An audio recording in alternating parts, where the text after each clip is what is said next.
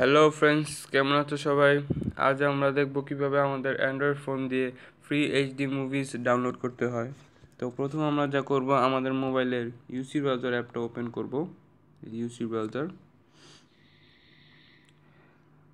দেন click করব,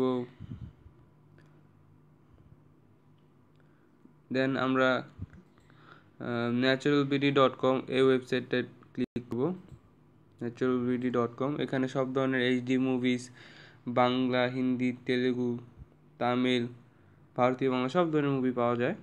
তো আমরা যা দেখতে পাচ্ছি, এখানে অনেক ধরনের মুভিজ এসেছে, যেমন হিন্দি, হলিউড, অ্যানিমেশন সব ধরনের মুভি এখানে পাওয়া যায়। তো এখন আমরা যা করব, যে কোনো একটা চুজ করব এখান থেকে, যেমন আইস এজ।